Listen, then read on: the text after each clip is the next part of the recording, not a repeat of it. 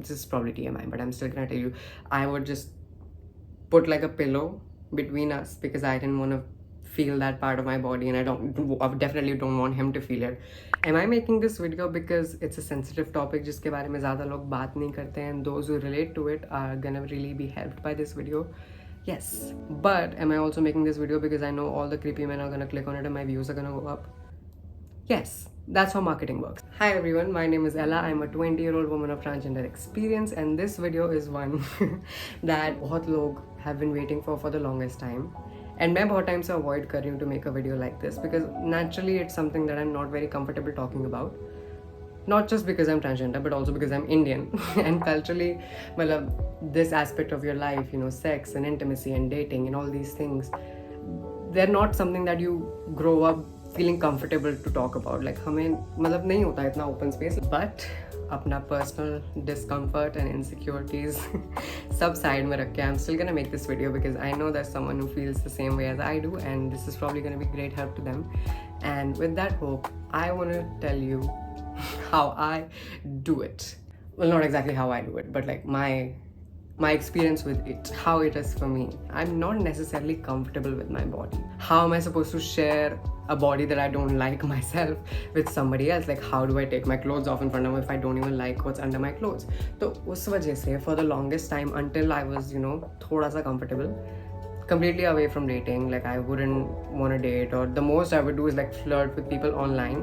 When I started to transition and I got more and more comfortable with myself and my body, that's when, you know, dating and all this stuff became a prospect. मतलब that's when I was like, अच्छा ये भी कर सकते हैं. Now it's like हरी झंडी दिख गई है and this stuff is welcome now.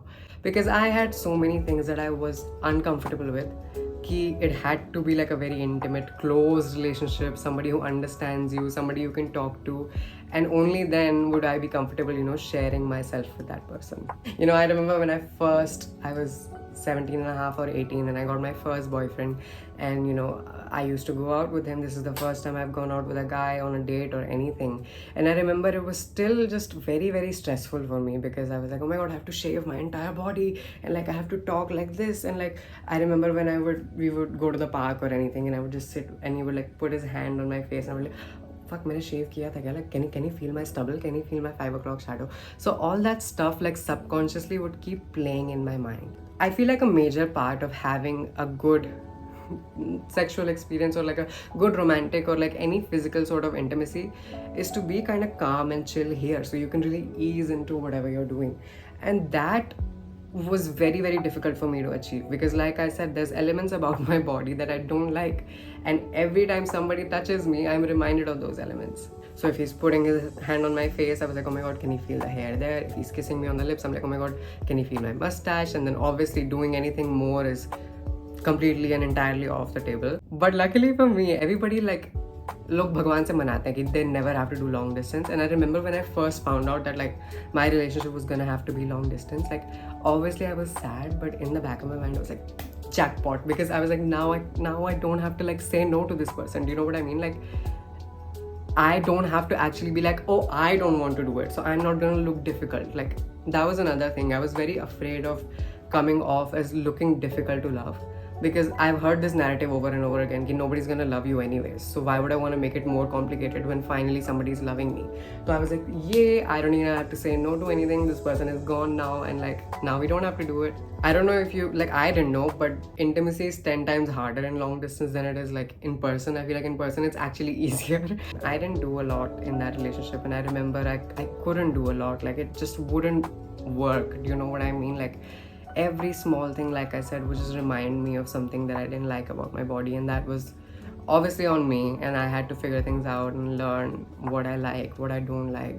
I mean, a lot of my exposure to all this stuff is like either hyper fantasy in Bollywood or hyper sexualized pornography. Bollywood has fed us into belief that like something goes off and then you lock eyes and then you start kissing and then start like it goes on to more and more and more and everything falls into place.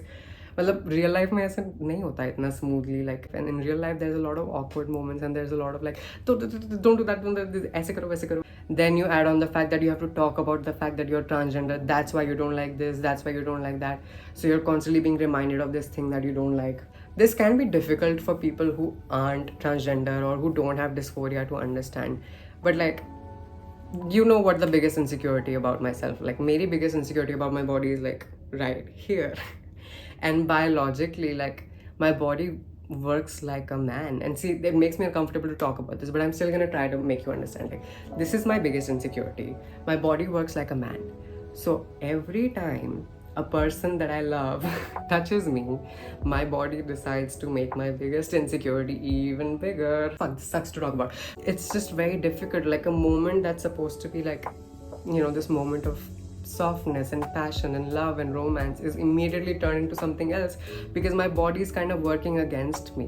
I mean, imagine for yourself, whatever your biggest insecurity is, imagine it getting 10 times bigger every time that the guy or the girl that you love touches you. Do you know what I mean? Like, if you're insecure about your belly fat, imagine every time somebody touches you, your belly fat gets bigger. Or if you're insecure about not having big arms, imagine every time a girl touches you, your arms like get skinnier and skinnier. Wouldn't that kind of fuck with your game? Like, it's hard to get in that zone. So it was very difficult for me to figure out in the beginning, like, how do you have sexual experiences when you don't like your sexual organs? Like, that's such a difficult conversation and a concept to figure out, not only for like other people but for myself. Like, I don't even know how to tell the other person what I'm feeling. You can only do that for so long before you get tired.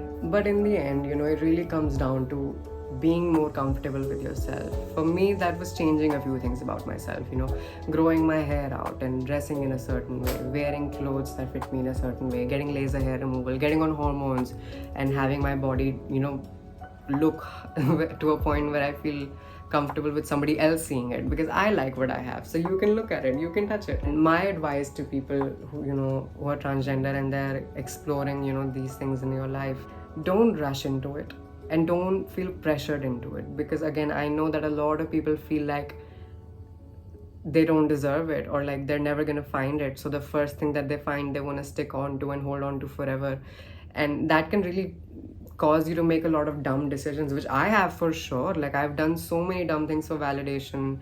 I've sent pictures I shouldn't have sent. I've been very irresponsible like that. I've done things that I didn't really like doing, but I was like, I would rather do these things to keep the guy than say what I want and be someone who's difficult to love. If you like it and your partner like it or partners like it, that's the right way to do it. For it to be fun, it has to be yours. Like, you have to make it your own. It has to be things that work for you, things that don't work for you. I personally do things with my partner that like you would never see in a movie, and like we have awkward moments that you would never see in a movie. There's literally moments where we go on dates, we have a nice dinner and we're like really excited, and you know, we're doing the pre-game in the car back home, and then we get home and then we lay down and we're like, fuck, hamara pet yahan tak bhara hai, we're not doing anything, like everything's gonna come out, you know, all these things.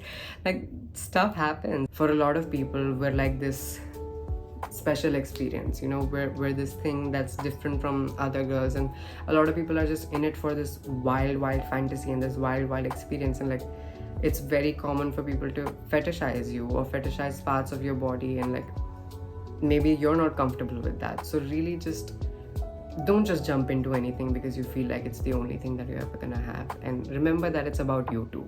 And just like that, I just made the most difficult video and the most awkward video of my entire YouTube career. But having difficult conversations is all part of the elevation. Remember that.